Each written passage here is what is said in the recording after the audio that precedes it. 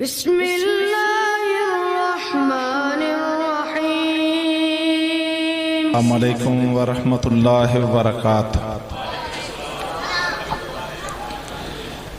الحمدللہ والصلاة والسلام علی رسول اللہ وعلی آلہ واصحابہ اجمعین۔ اعوذ باللہ من الشیطان الرجیم، بسم اللہ الرحمن الرحیم۔ یا ایہا الذین آمنوا کونوا انصار اللہ۔ محترم بھائیوں، ساتھیوں، بزرگوں، بڑے عرصے سے، کئی مہینوں سے مجھے یہ اشتیاق تھا کہ میں نے بھی اور محترم پروفیسر حافظ طلحہ سعید صاحب نے بھی ڈھولن کی اس شان صحابہ کانفرنس میں شرکت کرنی ہے۔ بڑا شوق تھا اس کا، اور خاص طور پہ جب میں اپنے بھائی حافظ عرفان یزدانی صاحب، آپ سب جانتے ہیں کہاں ہیں یزدانی؟ عرفان جی چلیں، حافظ عرفان یزدانی اور ان کی ٹیم، ان کو کام کرتے ہوئے، محنت کرتے ہوئے، پروگرام کی دعوت دیتے ہوئے دیکھتا تو میں ان اپنے بھائیوں اور بچوں کے لیے دعا کرتا تھا کہ رب کریم تو ان کو سلامت بھی رکھنا، ان کی مدد بھی فرمانا، اور ان بچوں سے، یہ ہمارا مستقبل ہے، یہ بچے ہمارا فخر ہیں۔ اللہ تبارک و تعالی ان کو اپنی حفظ و امان میں بھی رکھے، اور غلبہ دین کا، عظمت دین کا، ختم نبوت کی پاسبانی کا، صحابہ کی عظمت کی نگہبانی کا رب تعالی ہمارے ان نوجوانوں سے بہت زیادہ کام لے۔ تو واللہ یہ قابل رشک ہیں۔ اور ڈھولن ٹھاڑ کے لوگوں، میں آپ سے کہتا ہوں، اپنے ان بچوں کی، بیٹوں کی قدر کرو۔ یہ انمول ہیرے ہیں، یہ اللہ تبارک و تعالیٰ کا ان پہ فضل ہے کہ ابھی جوانی کا آغاز ہے، اور نظر یہ آ رہا ہے کہ یہ ان لوگوں میں شامل ہو رہے ہیں جن کے بارے میں ہمارے پیغمبر صلی اللہ علیہ وسلم نے فرمایا، شاب نشا فی عبادت اللہ۔ اللہ اس جوان کو بھی قیامت والے دن محشر کے میدان میں اپنے سائے میں جگہ عطا فرمائے گا، VIP پروٹوکول عطا فرمائے گا، جس جوان نے اپنی جوانی کو رب کی عبادت میں گزارا ہوگا۔ اللہ تبارک و تعالی ہمارے ان بیٹوں، بھائیوں اور بچوں کو ان میں سے کر دے، اور ہم سب کو ان میں سے کر دے۔ اور خاص طور پر یہ ہمارے اسٹیج سیکرٹری صاحب بلال تبسم صاحب، اللہ ان کو دنیا میں بھی تبسم رکھے، جنت میں بھی تبسم رکھے۔ ان کو جب میں دیکھتا ہوں تو پاکستان نے کئی میزائل بنایا، غوری میزائل ہے، غزنوی میزائل ہے، شاہین میزائل ہے۔ اہل حدیثوں تمہیں مبارک ہو، اللہ تبارک تعالیٰ نے تمہیں بلال تبسم میزائل عطا فرمایا ہے۔ یہ بھی میزائل ہے ماشاءاللہ، توحید و سنت کا میزائل، توحید و سنت کا میزائل، حق کی دعوت کا میزائل، یہ اساسہ ہے مسلک کا، یہ فخر ہے جماعت کا۔ رب تعالی ان کے جذبوں کو اور جوان رکھے۔ تو بھائی، شان صحابہ یہ کانفرنس ہے، صحابہ کا پاکیزہ تذکرہ ہو رہا ہے۔ میں ان کے صرف ایک پہلو پہ چند باتیں کروں گا، چونکہ میرے قائد، میرے برادر مکرم محترم پروفیسر حافظ طلحہ سعید صاحب تشریف فرمائے ہیں۔ میں تو آپ بھائیوں کو ملتا رہتا ہوں، لیکن میری خواہش ہوگی کہ آپ حفصہ محترم کا تفصیلی خطاب سنیں۔ میں ایک بات کرنا چاہتا ہوں، صحابہ کی خوبیوں میں ایک بہت بڑی خوبی یہ تھی کہ وہ حق کے مددگار بن گئے تھے۔ اللہ نے فرمایا تھا، اپنے نبی پہ قرآن نازل کیا تھا اور ایمان والوں کو مخاطب ہو کے کہا تھا کہ کونوا انصار اللہ، اے ایمان والو تم اللہ کے مددگار بن جاؤ۔ تو پھر آپ جانتے ہیں کون لوگ تھے جنہوں نے اللہ کی آواز پہ لبیک کہا تھا اور پھر رب نے گواہی دی۔ قرآن میں جا بجا ان کا نام مدینے کے اوس اور خزرج کے نام پہ نہیں آیا، بلکہ اللہ فرماتے ہیں والسابقون الاولون من المہاجرین والانصار۔ اللہ نے ان کا نام ہی کیا رکھ دیا؟ انصار، انصار اللہ، یہ اللہ کے مددگار ہیں۔ تھے وہ کون؟ حق کے مددگار، سچ کے مددگار، عقیدے کے مددگار، سنت کے مددگار، اللہ کے قرآن کے مددگار، نبی کے اسوہ حسنہ اور فرمان کے مددگار، اسلام کی راہ پر چلنے والوں کے مددگار، وہ مددگار تھے۔ اللہ نے ان کو مددگار بنایا، انہوں نے یہ کردار ادا کیا، بہت شاندار کردار، بہت ایمان افروز کردار۔ میں دعا کرتا ہوں رب کریم ہمیں بھی اپنے دین کا مددگار بنا لے۔ آج مفادات کی دنیا ہے، ہر شخص مفادات کے پیچھے بھاگا پھر رہا ہے۔ یہ اسلام آباد میں جو مویشی منڈیاں لگ رہی ہیں، اس کا مقصد کیا ہے؟ یہ سب مفادات کی جنگ ہے، ذاتی مفادات، ذاتی طمع، لالچ اور ہرس۔ اور اللہ کیا تقاضا کرتا ہے؟ صحابہ نے کیا کردار ادا کیا تھا؟ اپنی جانیں بھی، اپنے مال بھی، اپنا سب کچھ اپنے رب کی عظمت کے لیے انہوں نے قربان کر دیا تھا۔ یہ ان کا بہت بڑا اعزاز تھا، یہ ان کی بہت بڑی خوبی تھی۔ مہاجر جوق در جوق مدینہ پہنچ رہے تھے، اور مدینہ منورہ میں ایک بہت بڑا مسئلہ پیدا ہو رہا تھا۔ چھوٹی سی بستی ہے اور مہاجر آ رہے ہیں گرد و پیش سے، مکہ سے، حبشہ سے، یمن سے، روم سے، فارس سے، ہر طرف سے مہاجر آ رہے ہیں، اور نہ ان کے پاس رہنے کے لیے مکان ہے، نہ کھانے کے لیے سامان ہے، نہ پہننے کے لیے لباس ہے۔ اپنا ایمان لے کے آ رہے ہیں اور اپنی جان بچا کے آ رہے ہیں اور مدینے پہنچ رہے ہیں۔ سو آپ کو پتہ ہے ایک اعلان اللہ کے نبی نے کیا، اس طرح کی ایک مجلس کی تھی، اعلان کیا اور مواخات کا اعلان تھا کہ آج ہم سب آپس میں بھائی بھائی بنیں گے، بھائی بھائی بنیں گے، خاندان الگ، برادریاں الگ، کنبے الگ، قبیلے الگ، رنگ اور نسلیں الگ الگ، لیکن ایمان کی بنیاد پہ اللہ کے پیغمبر ان کو اخوت کے رشتے میں پرو رہے تھے۔ اور نتیجہ کیا ہے؟ ایک ایک مہاجر کا ہاتھ پکڑ کے آپ ایک ایک انصاری کے ہاتھ میں دے رہے تھے، ان کو آپس میں بھائی بنا رہے تھے، اور انصاری کو کہہ رہے تھے یہ تیرا بھائی ہے، تو نے اس کی مدد کرنی ہے۔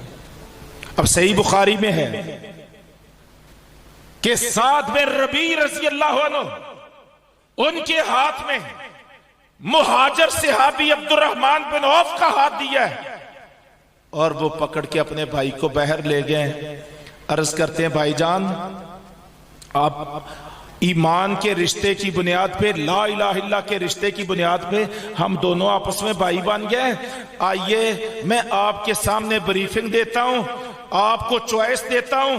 میرے دو گھر ہیں، دونوں گھروں میں جو گھر آپ کو زیادہ پسند ہو، آج سے وہ گھر میں آپ کے نام الاٹ کرتا ہوں۔ میرے دو باغ ہیں، ان باغوں کو وزٹ کر لیں، جو باغ آپ کو زیادہ پسند آ جائے آج سے وہ باغ بھی آپ کا ہو جائے گا۔ اور اگلی بات کیا کہی؟ میری 2 بیویاں ہیں، 2 بیویاں ہیں، آپ دیکھ لیجئے ابھی پردہ تو فرض نہیں ہوا تھا، 2 بیویاں ہیں، جو بیوی آپ کے دل کو بھا جائے میں اس کو طلاق دے دوں گا، وہ عدت گزارے گی، اور آپ میرے بھائی ہیں، عدت کے گزرنے کے بعد آپ اس سے نکاح کر لیجئے گا۔ یہ کیا ہے؟ یہ ہے مددگار، گھر بھی بھائی کے لیے، باغ بھی بھائی کے لیے، اور 2 بیویوں میں سے ایک کی آفر بھی بھائی کے لیے۔ یہ تھے مددگار انصار۔ ایک مہمان آتا ہے، اجنبی آتا ہے مدینے میں، کوئی اس کا مدینے میں جاننے والا نہیں ہے، کہاں سے آیا ہے، کس خاندان، برادری، کنبے اور قبیلے کا لوگ نہیں جانتے، مدینے میں آیا ہے۔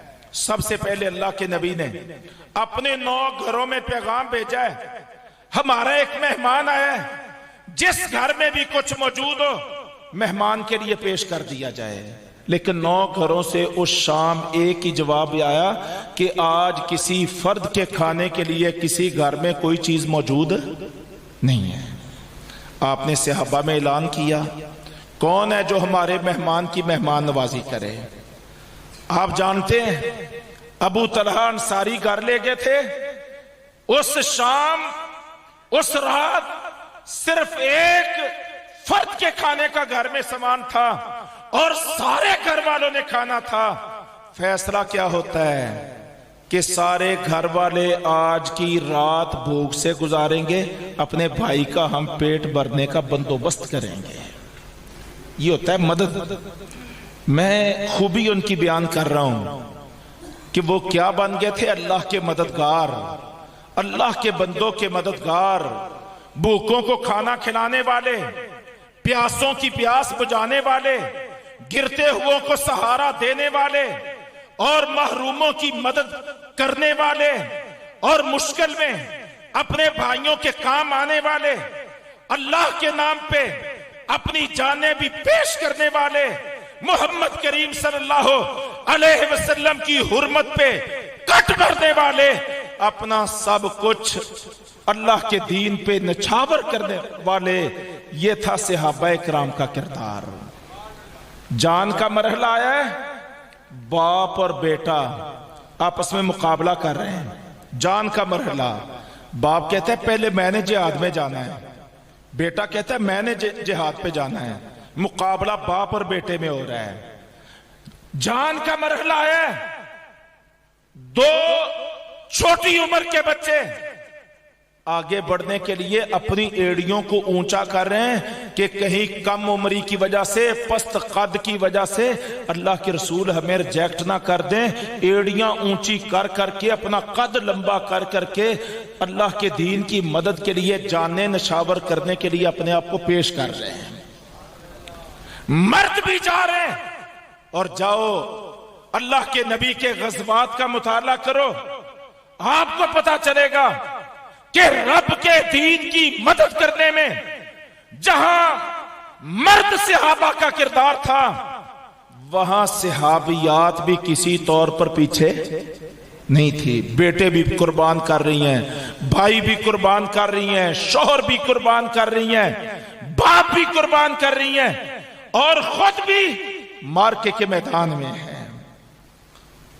کوئی بھی اللہ کے رسول کا غزوہ، مارکا، بدر سے لے کے تبوک تک آپ ایسا ثابت نہیں کر سکتے کہ جس میں آپ صلی اللہ علیہ وسلم نے صحابہ کو جانے کا اعلان کیا اور خواتین پیچھے رہ گئی ہوں۔ وہ بھی آگے بڑھا کرتی تھیں، وہ بھی اللہ کے دین کی مدد کیا کرتی تھیں۔ ایک ایک عورت ایک ایک وقت میں اپنے 4 جگر کے ٹکڑے اللہ کے دین کے لیے پیش کیا کرتی تھیں۔ یہ صحابیات تھیں، اور کیا کہتی تھی؟ خنسہ رضی اللہ عنہ روانہ کرتے وقت اپنے 4 گبرو شیر جوانوں کو وصیت کیا کرتے؟ کہنے لگی بیٹا میں نے تمہیں حلال کا رزق کھلایا ہے، میں نے تمہارے ماموں کے ساتھ خیانت نہیں کی ہے، آج تمہیں اللہ کے نام پہ میں مارکے کے میدان میں بھیج رہی ہوں۔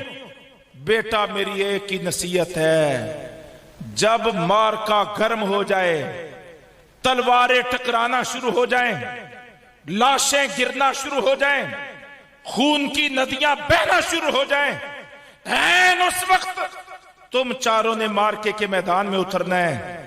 مجھے تمہاری شہادت کی اطلاع آنی چاہیے، لیکن یہ خبر نہیں آنی چاہیے کہ خنسا تیرے بیٹوں میں سے فلاں بیٹے نے بھاگتے ہوئے پیچھے سے زخم کھائے ہیں۔ مجھے جب اطلاع ملے تو یہ مبارک بھی ملے، خنسا تیرے چاروں بیٹوں نے بہادری کے جوہر بھی دکھائے ہیں، جانیں بھی پیش کی ہیں، جوانیاں بھی پیش کی ہیں، اور ساتھ ہی خبر لانے والے یہ خبر لائیں کہ خنسا تجھے مبارک ہو، تیرے چاروں شیر دل بیٹوں نے اپنے سینوں پہ زخم سہے ہیں۔ یہ انداز واللہ میں کس کس بات کو آپ کے سامنے اجاگر کروں۔ مال کے پیش کرنے کا مرحلہ آپ نے ایک اعلان کیا ہے، تمہارا مال چاہیے، یہ ابو بکر صدیق تشریف لائے ہیں، گھر میں صرف اللہ اور اس کے رسول کا نام چھوڑ کے آئے ہیں، یہ فاروق اعظم آئے ہیں، کل ساسے کو 2 حصوں میں بانٹا ہے، آدھا گھر اللہ کے رسول کو دین کی خدمت اور مدد کے لیے پیش کر دیا ہے۔ یہ عثمان رضی اللہ عنہ تشریف لائے اور 1000 سونے کی اشرفیاں، شاید ہم نہ جانتے ہوں، سن لو ان کا وزن کتنا تھا۔ آج کے پیمانے کے مطابق 5.5 کلو گرام سونا، 5.5 کلو گرام سونا اور 29 کلو گرام چاندی، 100 گھوڑے اور 900 اونٹ ایک فرد اللہ کے دین کی مدد کے لیے پیش کر رہے ہیں، جن کا نام عثمان بن عفان ہے رضی اللہ عنہ۔ نبی کریم صلی اللہ علیہ وسلم سونے کو ایسے جوڑی میں ڈال کے اشرفیاں ہاتھ سے ایسے اچھال رہے ہیں جیسے ہم گندم یا چاول کے دانے ہاتھ میں ڈال کے اچھال لیں، اس انداز میں اچھال رہے ہیں، اور ساتھ ہی کیا فرماتے ہیں، ما ذر عثمان ما عمل بعد اليوم، آج کے بعد عثمان اگر نیکی کا کوئی بھی عمل نہ کرے، آج اس نے ایسا کردار ادا کر دیا ہے کہ اللہ کی جنت میں جانے کے لیے یہ عمل ہی عثمان کے لیے کافی ہو گیا ہے۔ میرے محترم بھائیو، یہ تھا صحابہ کرام کا کردار۔ جب وہ اللہ کے دین کے مددگار بن گئے تو پھر اللہ رب العزت ان کا مددگار بن گیا۔ ان تنصر اللہ ینصرکم وَيُثَبِّتْ أَقْدَامَكُمْ، اللہ نے وعدہ کیا تھا اگر تم اللہ کی مددگار بنو گے اللہ بھی تمہارا مددگار بنے گا، اور جب اللہ مددگار بن جائے گا تو اللہ تمہارے قدموں کو جما دے گا، تمہارے دشمن کے قدموں کو کھاڑ دے گا۔ ایک وقت تھا ان کے پاس کچھ نہیں تھا، کمزور تھے، طاقت بھی نہیں تھی، وسائل بھی نہیں تھے، اور پھر جب اللہ کی مدد آئی یہ بدر کے فاتح بنے، یہ حنین کے فاتح بنے، انہوں نے خیبر فتح کیا، انہوں نے مکہ فتح کیا، حنین فتح کیا، تبوک میں فاتح قرار پائے، پورا جزیرۃ العرب فتح کیا، پورا یمن فتح کیا، شام فتح کیا، بحرین فتح کیا، ایران فتح کیا، آذربائیجان فتح کیا، حبشہ کے فاتح یہ جس طرح بڑھتے تھے دنیا کی کوئی طاقت پھر ان کے مقابلے میں ٹھہر نہیں پاتی تھی۔ اور نتیجہ کیا ہوا؟ نتیجہ کیا ہوا؟ دشت و دشت سہی، دریا بھی نہ چھوڑے ہم نے، بحر ظلمات میں دوڑا دیے گھوڑے ہم نے۔ اور انہی صحابہ کے بارے میں اقبال نے کہا ہے کہ مغرب کی وادیوں میں گونجی عصا ہماری، تھمتا نہ تھا کسی سے سیل رواں ہمارا، باطر سے دبنے والے اے آسمان نہیں ہم، 100 بار کر چکا ہے تو امتحان ہمارا۔ اور ایک جگہ اقبال ان کے بارے میں کہتا ہے، ایک ہمی تھے تیرے مارکاراؤں میں، ایک ہمی تھے تیرے مارکاراؤں میں، خشکیوں میں لڑتے تھے کبھی دریاؤں میں، دی اذانیں ہم نے یورپ کے کلیساؤں میں، اور کبھی افریقہ کے تپتے ہوئے صحراؤں میں۔ شان آنکھوں میں جچتی تھی نہ جہاں داروں کی، کلمہ پڑھتے تھے ہم چھاؤں میں تلواروں کی۔ یہ تھے صحابہ کرام رضی اللہ عنہم، وہ اللہ کے دین کے مددگار بن گئے، اللہ ان کا مددگار بن گیا، قیامت تک اللہ نے ان کی عظمت کے بھی ڈنکے بجا دیے۔